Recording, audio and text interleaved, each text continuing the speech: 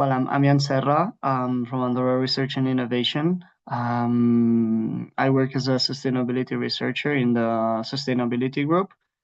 And this presentation will be about a project we're working on that is called Data and Voices to Build a Desirable Futures for Andorra. And I will have the support of my colleague Ivan Lara.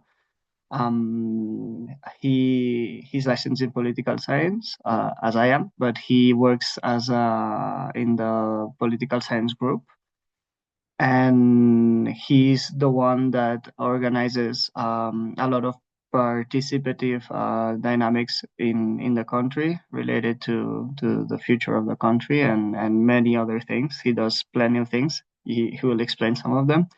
But if you want to, do you want to introduce yourself, Ivan? Maybe a little bit more.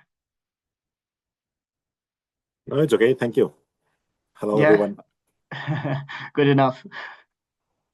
All right, so we will move on, but yeah, the idea is to have a little presentation about this project. We're recently we're recently starting. So let me move on. Okay, there we go. So first, we will have a little bit of an introduction on what is this project, what's the context of it, and what's the mission. Basically, we will see a bit the content of the resources we're counting with, what the team that is involved in this project, and then what is our general approach and the phases of the project. Basically, the way we see it is we will have a bit of a division in terms of the project. Um, as a As a mini mini sum, summary now at the beginning, basically we're planning on using participatory approaches that have already been done in the country and that Ivan has been in charge of, and he will explain briefly also, to build desirable futures that we can showcase through PR and through other technologies. So first, we will have a little bit of an introduction or the context. So basically, Andorra's current challenge is to strike a bit of a balance between social well-being, ecosystem integrity, and economic development. I feel that this is something that it also applies to many other countries and other territories. But basically, while we want a balance between all of these things while simultaneously managing complex dynamics and structural dynamics such as population growth or and its associated dependencies, for example. So basically, the country is very small, and this amplifies this complexity because there's a lot of interdependent variables that make it quite difficult to generate analytical and robust future scenarios. And so we decided to address this through this project, which is called Data and Voices to Build Desirable Futures for Andorra. And it has been created with the mission of trying to imagine and visualize desirable futures for the Andorran population and supported by technological tools. Um, we'll move on. So basically, the project will build on previous work that it's aimed at assessing the diversity of contributions from all Andorran stakeholders. This will be explained by Ivan later on. But basically, all of this previous work, it's contributions from public institutions, businesses, and entrepreneurs, civil society, and the academic and the research community. Each of them brings knowledge, capabilities, and their lived experience to this country's future, or this vision of the country's future. So in this regard, you have here all of the context or all of the resources we will use. We will probably add more, but at the moment we're using these. So to your left, we have Andorra Reptes de Futuro or Andorra Future Challenges. which basically showcases, this will be explained also by Ivan, but as a little summary, they're participatory processes that address future challenges that, basically they ask the population of Andorra what future challenges they think the country will have, and then we have Andorra, Tracem el Futur d'Andorra, which is, or Shaping Andorra's Future, which is similar, but here it's already about imagining what this future will look like. As I mentioned, Ivan will basically explain these two processes and how we will use them in our project. Also, as you can see in your screen, we have the Python project. This is more on a local scale. This is a pilot case that basically tries out a methodology to showcase adaptation pathways for mountain regions. We're currently having a pilot in the Canillo parish here in Andorra, and some of the methodologies and the results of this project will also be included in the process of this project.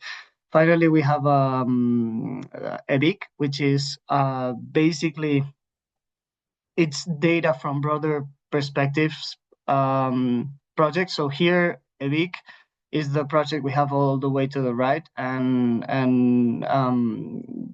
the scope of this project is to create a battery of indicators that address climate change impacts and vulnerabilities on four strategic sectors of Andorra.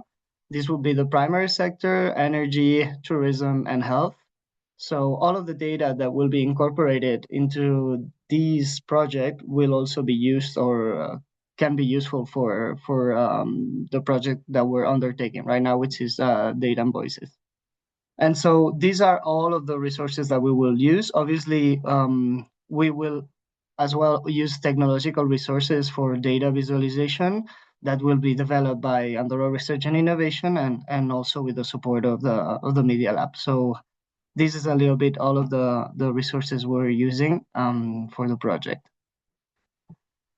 So the team here, I see that we don't have Juan here because he recently joined the project, but we have Carles. He's the head of technology of Andorra Research and Innovation, Aurora. I know most of you already know Aurora, but she's in charge of the innovation inside of Andorra Research and Innovation. Then we have Oriol, which is the head of the sustainability department or the sustainability group.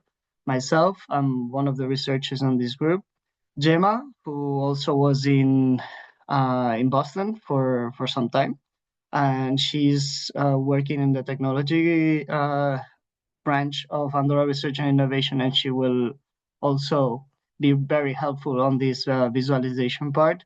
Laura, she's the head of research of Andorra Research and Innovation, and she will be very helpful by providing data for the project. And then Ivan, who is our expert in participatory processes and the one that did all of the contextual work for this project. And then obviously we have the team on the Media Lab. Okay, so to bring this project forward, there's a need for a wide network collaboration structure.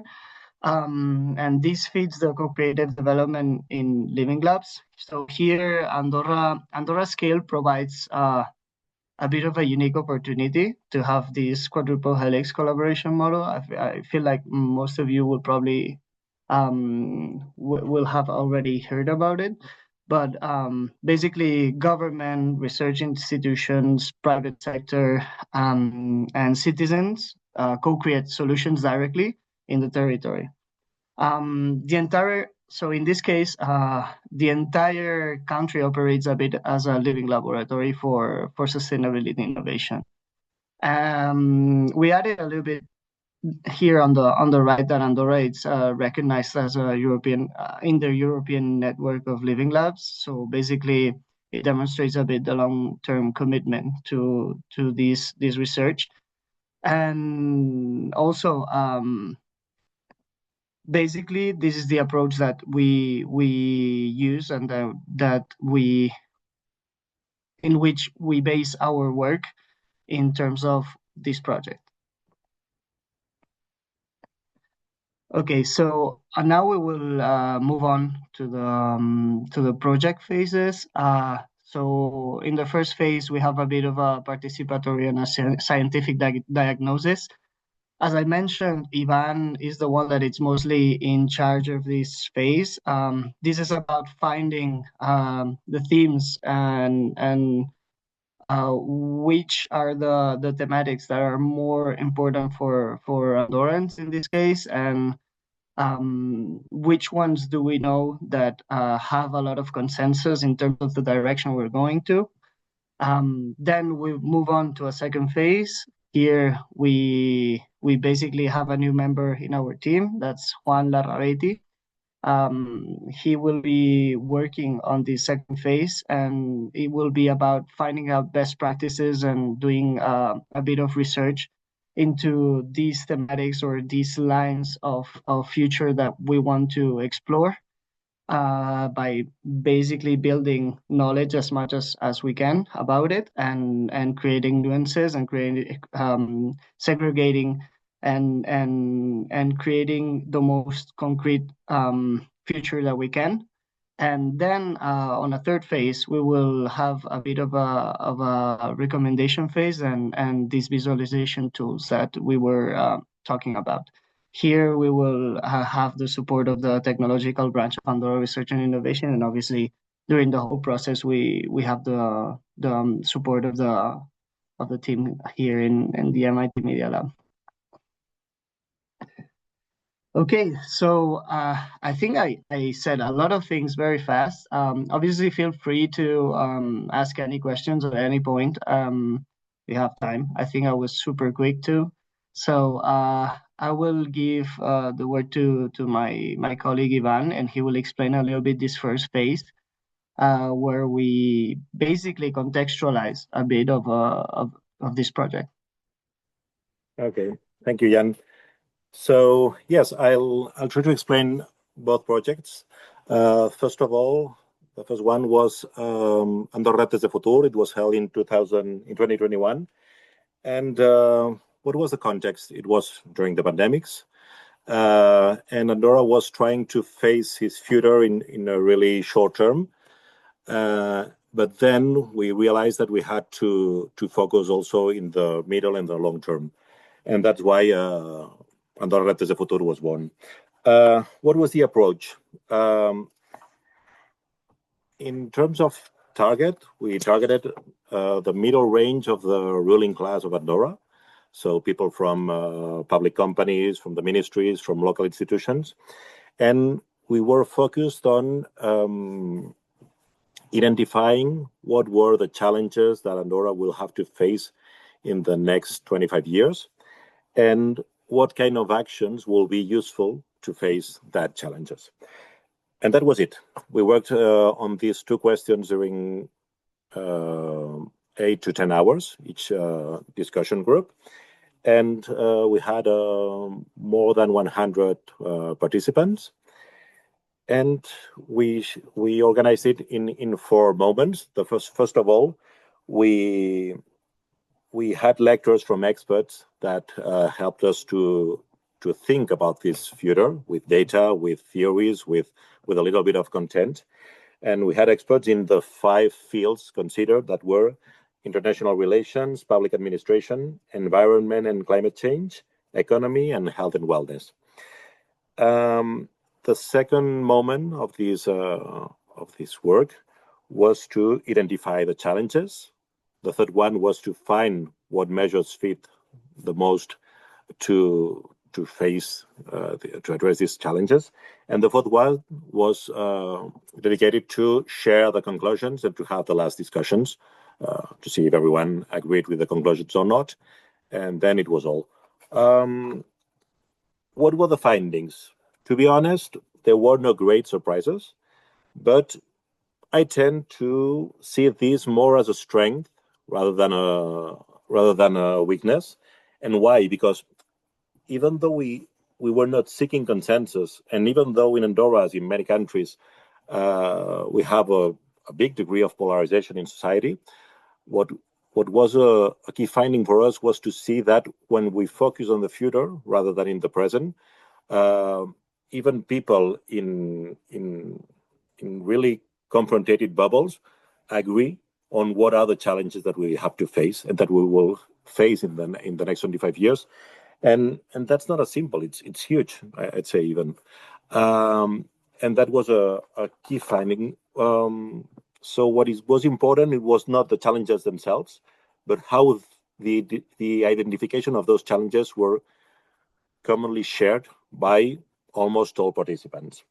Anyway, we identified 127 specific challenges and 570 actions to face them. And if you want, I can share we aggregated these 127 challenges in 10 big challenges that, as I said before, there are no big surprises, but it was the definition of a country model, really important, because here, as in many countries, we tend to improvise a little bit. And then it was really clear for everyone that we should, above all, define a country model, then to establish good and useful relations with a changing world, knowing which one suits us the best. You should know that in Andorra, we are negotiating an agreement, an association agreement with the EU. So it was an important question too. Then the management of public problems, the climate change adaptation, the energy transition, the economic transformation, which is important in Andorra because we are the big part of our economy is in tourism and in finance, and it's important for us to diversify our economy. Then the aging of the population, a comprehensive health and well-being system, mobility, and how to build a country to live in. In Andorra, we are a country where it's easy to work in this country, but it's not as easy to live in this country because there are quite a big degree of inequality. So these were the big challenges that we identified. What happened 4 years later? We realized that we have to keep doing this prospective exercise. And then instead of repeating the same questions, we tried to shape some useful scenarios in which that allows us to address in a positive way all the challenges that we identified in the other process. That's why in 2025 we launched this Tracem el futur d'Andorra, which means let's shape the future of Andorra. And what have we done? First of all, we switched the approach to a different target, from this middle range of the ruling class that I mentioned before, to ordinary citizens. Ivan, I am sorry, Yeah. but I think you are not showing your presentation. We are still seeing like Ivan's last slide. Yeah. Yes. It's the same presentation because there was a lot of information. That's why I will try to explain it in just 5 okay. minutes. I thought you were showing some slides because No, what sorry. you say, like sounds like numbers and it could be nice to have. But okay, keep going. Because Sorry the alternative was 100 slides or just mentioning it in 5 minutes. Okay. Perfect. Okay, sorry. Exactly. Because I saw your previous presentation where you were showing that number. So anyway, perfect. Don't worry. I can send it to you later if you want to. Perfect. Thank you. Okay, and so we switched the kind of public we were targeting from this middle range of ruling class that I mentioned before to ordinary citizens, not belonging to any associations and sort of representative of the Andorran society. Okay, that was the first big change. And then we switched from identifying challenges to trying to shape and to design some future scenarios that helped us to overcome these challenges. And we added to some some fields in the discussion, the demography, housing, urban planning, and also social cohesion. And I think that this last was really important to add it because it was one of the relevant ones. In the first moment, we held 30 discussion groups. And what we expected from these groups was to confirm all that we have found in the previous process. And then when we did that exercise, we realized that there were a lot of these scenarios were commonly shared for all the participants, but there were other elements that were not compatible between them. And that's why we celebrated, after these first groups, a national assembly, a national participatory assembly in Andorra, that what we asked to the participants of this assembly was to face all that dilemmas and to resolve these dilemmas by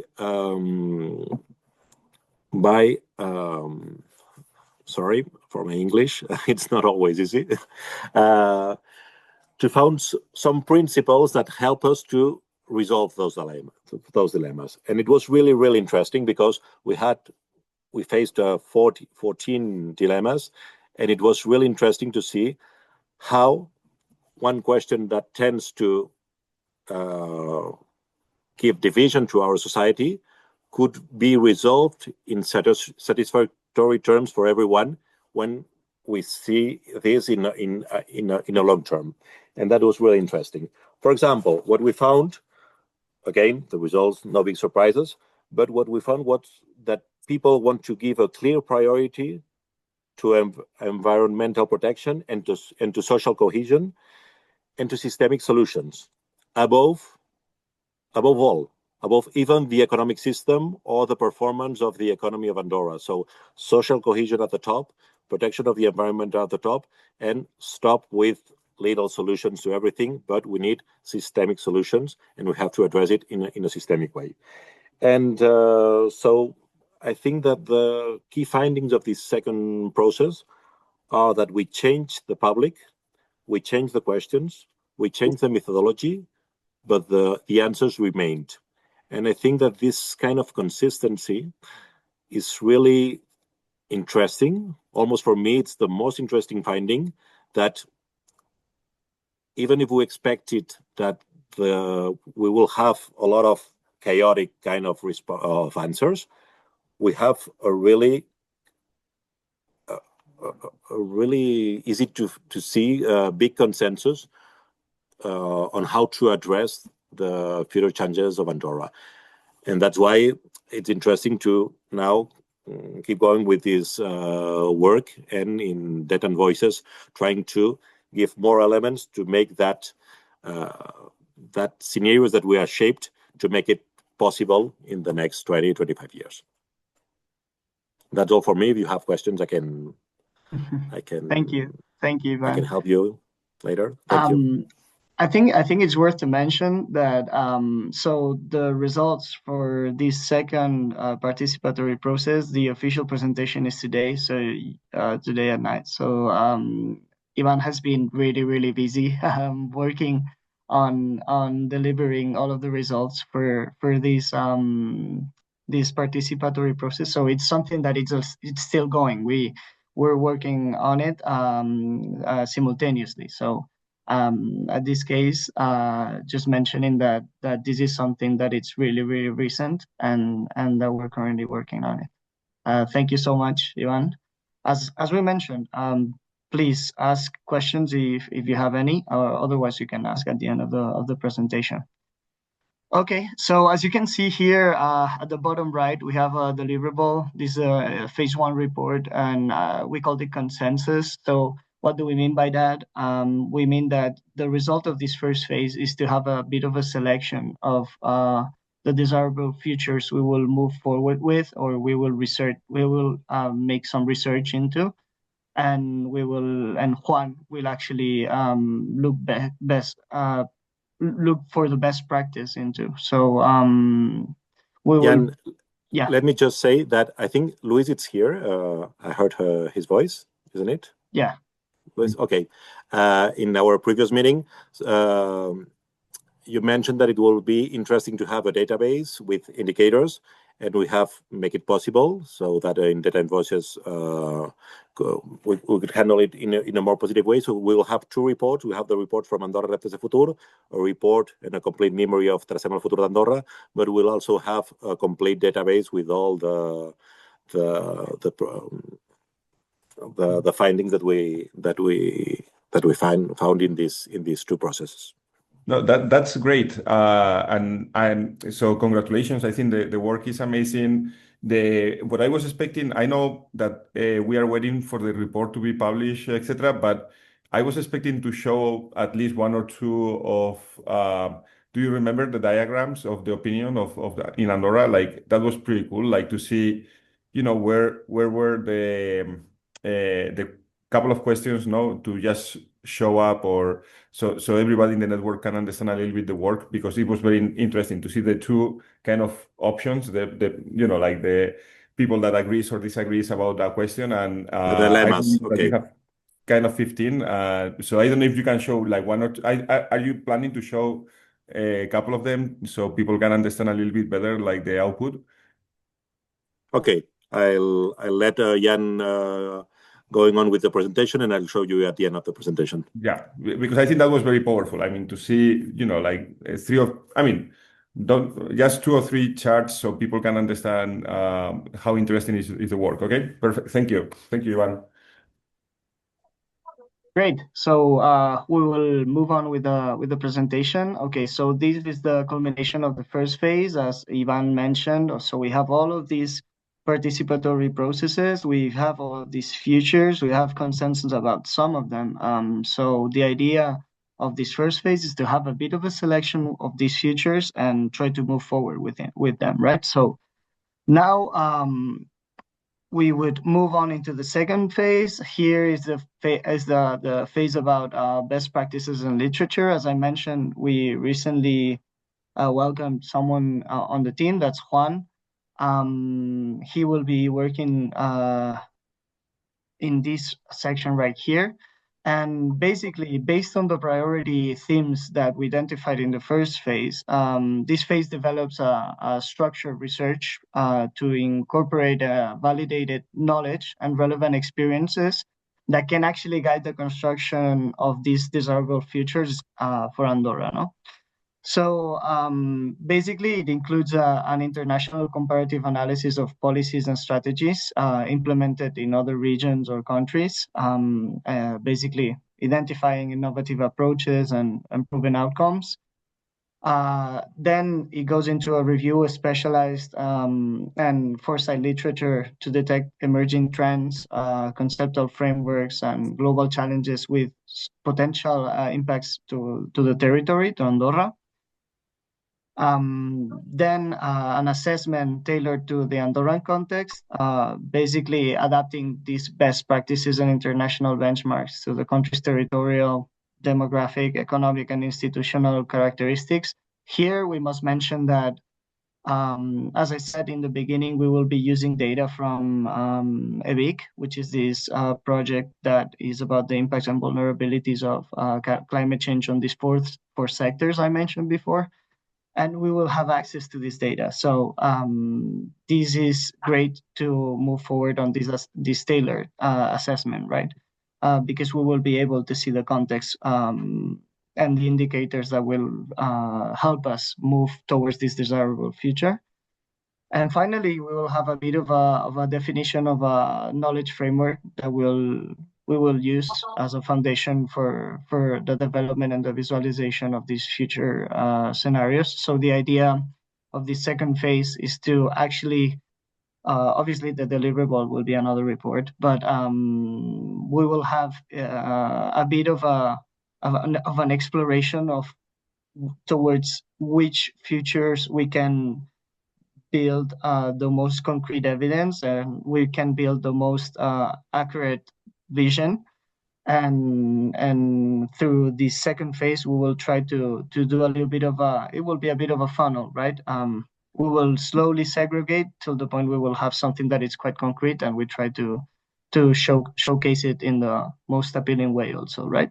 And this brings us to this third phase, which will be, yeah, there's a video.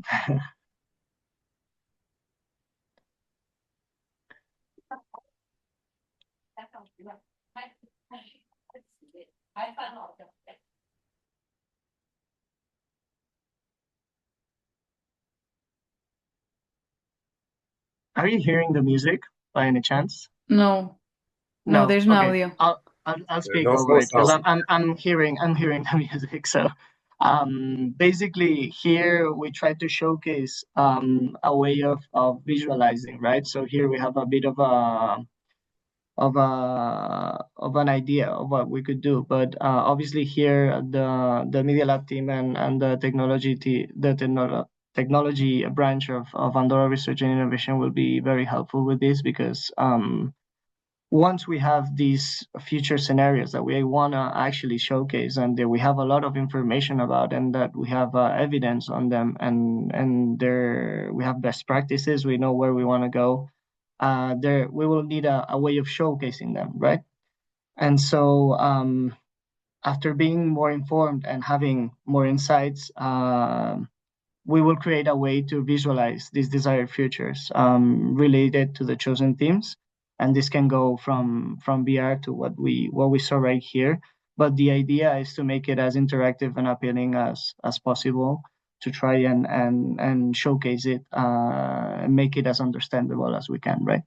And this is the appeal of this project also, is that after having all of this, after having all of this evidence from this first part where it's a context, the second part where we move on to evidence, to literature, we will have a deliverable that can actually showcase all of this, and that could make a first visualization of what this desired future would look like.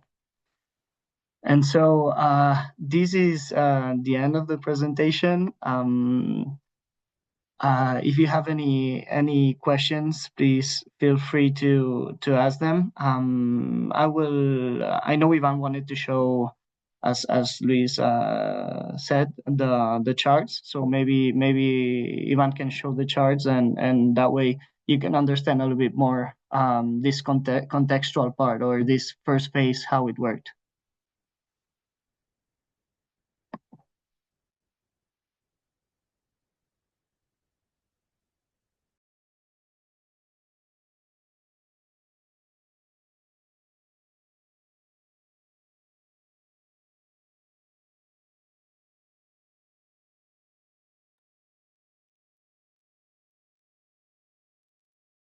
You are muted, Ivan. I don't know if. Okay, can you see my screen? Yeah. Okay, so for example, as Luis asked me to do, for example, we have this. What is interesting when we asked, you have to imagine the kind of work that we did. It was a 45-minute slot time to discuss about one of the dilemmas. So we held a previous voting, and we asked for all the participants in every group discussion to vote, and then we held a discussion, and then we voted again. What it was interesting was that the results were not the same after the discussion that at the beginning. And here you have some of the results of some of the dilemmas. For example, in a country that's really focused on economic growth and just economy above all, when you ask to people to think about what should be more important in 25 years, it's clear that it's not economy, it's something balanced, or a priority to social cohesion. And it's the same for example, to environmental protection. So here the result is even more clear. Then, for example, we have this one. Yes. When we here we are. Ivan, quick question. So, what are the numbers like on the X and Y Yes, axis? that's the members of the assembly. It was 45 people, Okay. so it's absolute numbers. It's not percentage. Mhm. And then, for example, its limits. Yes, as Jan mentioned, we are a really tiny country, so we are facing one of the big problems that we have right now is that we may be finding our limits, and people sees clearly that we cannot maintain this economic model. So it's better to fix limits rather than maintaining just the growth as the business as usual as it's known in Andorra. And then, for example, another one that's interesting. Okay, this one. When we when when we when we confront people to say how we have to face the mobility dilemma, it's clearly that we have to find solutions in a systemic way and more grounded in collective transport rather than in private vehicles. And the last one for example, this one, we're a touristic country, so most of our cultural programming is focused to attract tourists. So people is a little bit fed up with this and say that culture should help us to be more critics, to build the social cohesion of the society rather than being a tourist attraction. Also because we don't want as tourists as in the past. So that makes sense too. So I think that it's one of the examples. The work in these two processes were bigger than this, but I think that Luis wanted to show you that I show you this kind of dilemmas that were an interesting tool to see to make provocations to the public.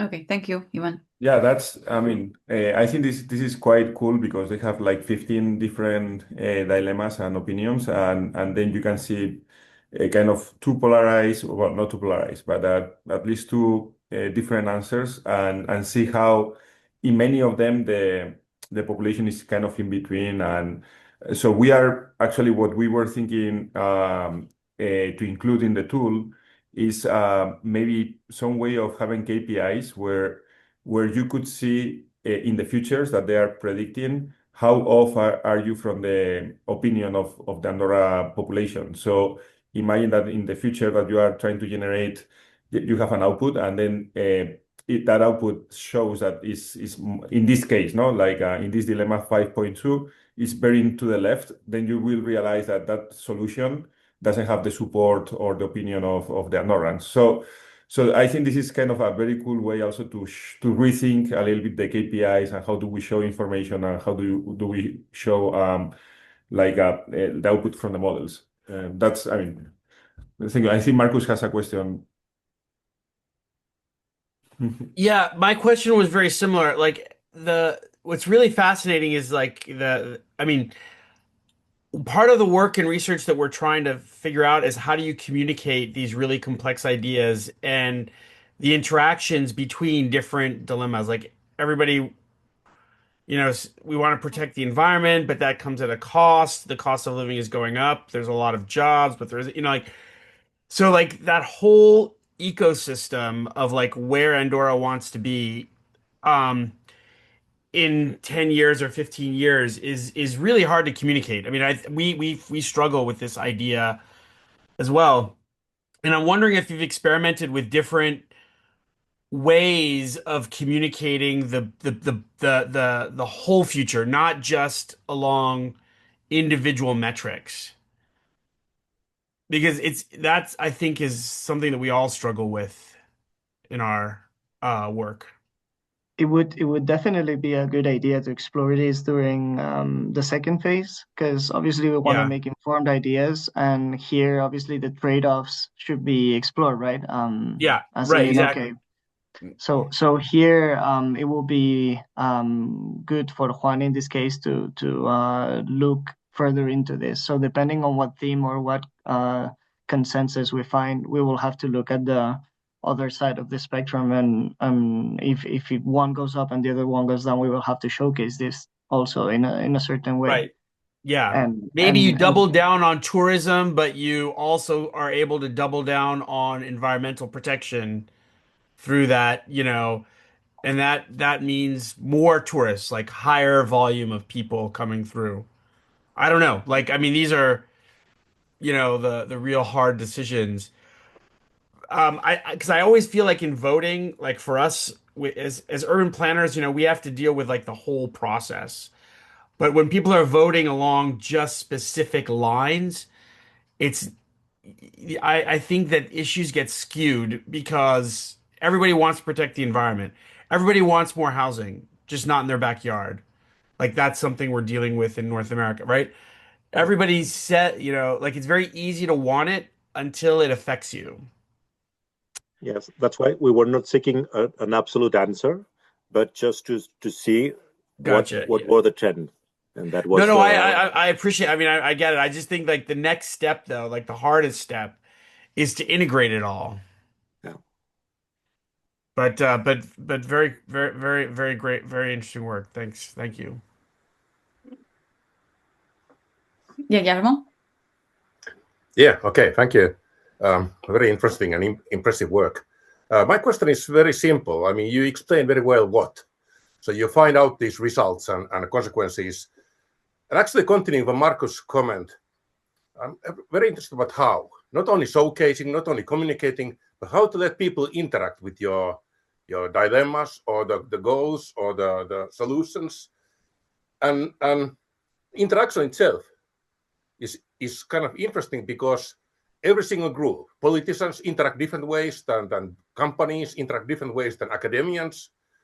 So this diversity, when you contextualize the results, I think that's quite important and interesting. And that's part of my research now. Using actually very preliminary ways, but using AI to understand the context of the kind of receivers, the audience. So think about your knowledge kind of framework as a body of work or body of knowledge. So the question might be that how to communicate that properly or understandably to very diverse kind of audiences in order to achieve your goals, which are, I think, greatly defined. Definitely. I think it's very related to what Marcus was saying, right? In this case, obviously we are not in we've planned for it, but we are not in that position still because we're still trying to figure out what selection of thematics of consensual themes we will go for, or desired future we will go for, to try and choose one that we can actually be sure that we can represent us as accurately as we can, because obviously, as you mentioned, different groups have different necessities or different ways of perceiving things, but this is something that we will have to take into account surely once we get there.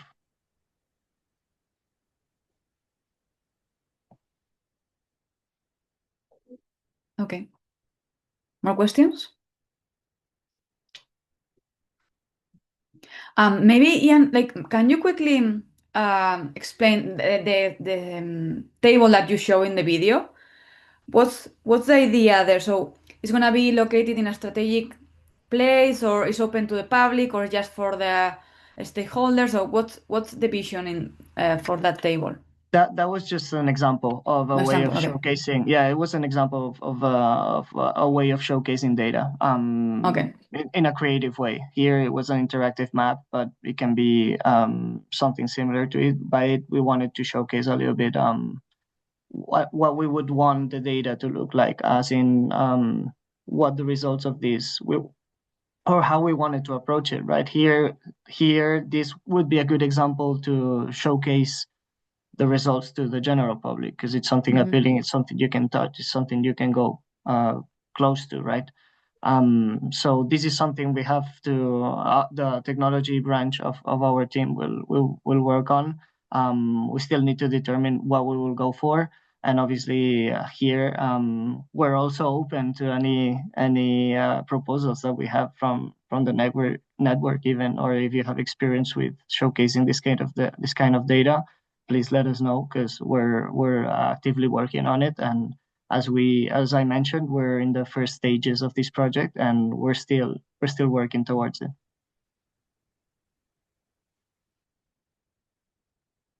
Okay. Yeah. So a couple of things as well. I think it is like it was interesting when you were showing the team that you put Marcel probably in the city science team, because I didn't see him in the RE team. But I think he's a important element of the research, because he's right now he is building with Parfite and the team here, and with the help of Ian and other and Gemma in Andorra, etc.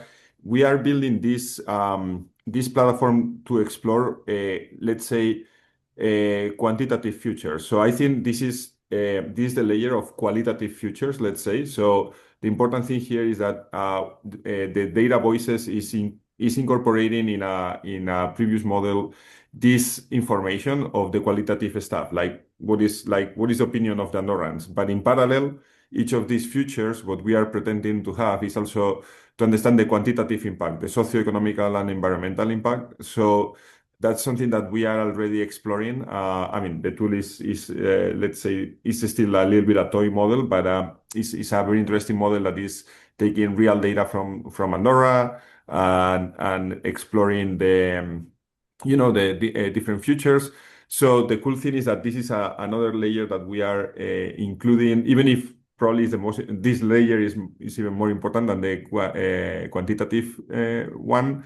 But I think it's very interesting to show, or it's important for the network to understand that this is a incremental work that we are doing like together, and that's, I mean, you have put like the team plus the black box of the MIT Media Lab, but I want to just reinforce the idea that we are working together and trying to include the part that we are developing here. So that could be fantastic, because then you are going to see not only how that future or that policies that we want to implement in Andorra, how people are reacting to that, or what is the opinion, but also how it's impacting really in socioeconomical and environmental KPIs.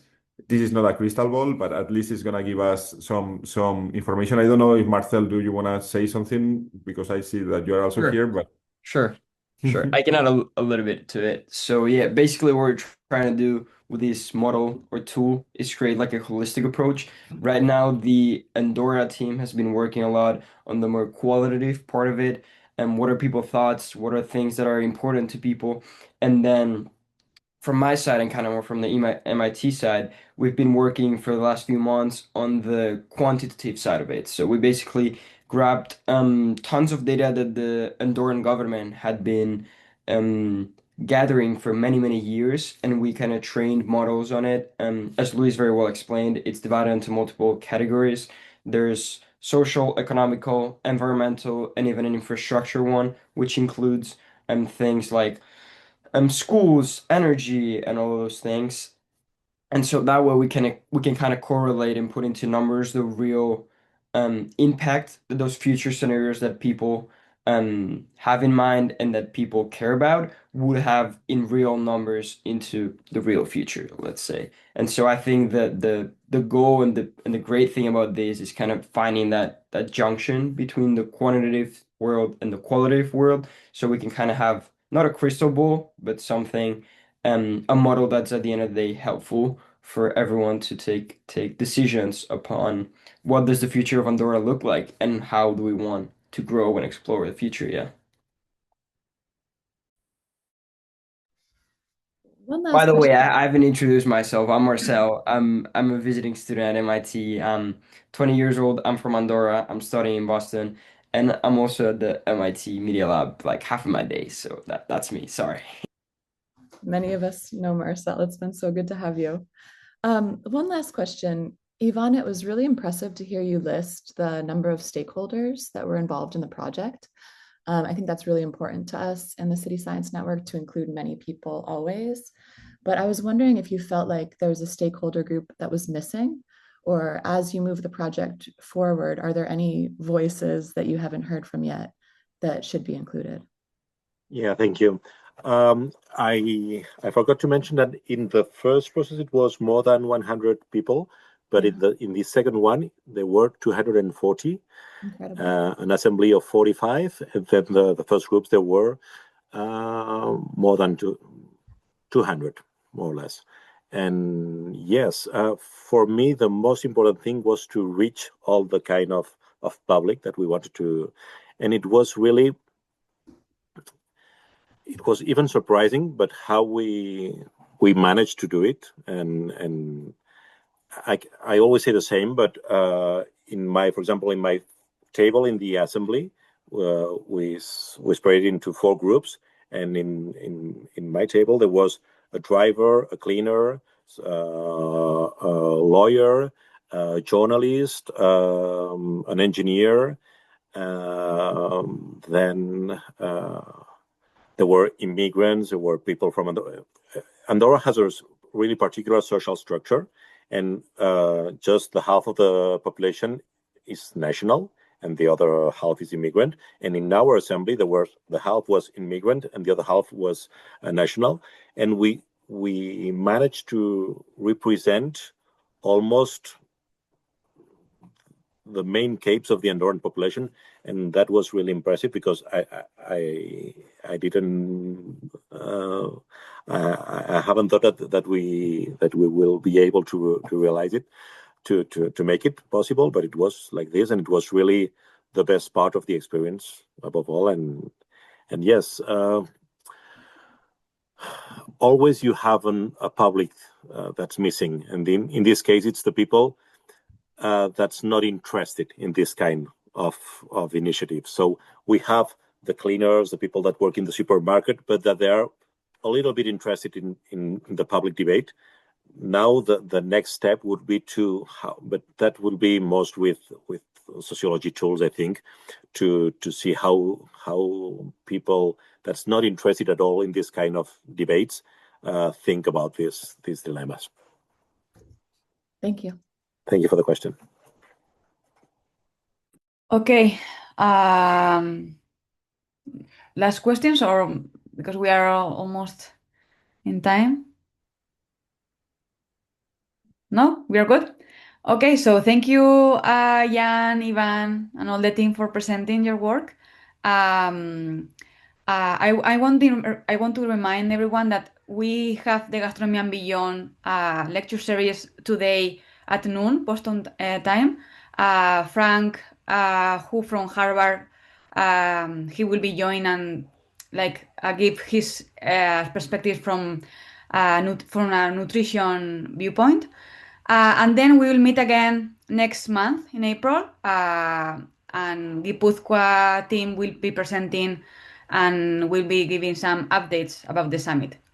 So see you guys soon. Thank you for coming. Thank you very much. Thank you. Bye. Thank you. Bye.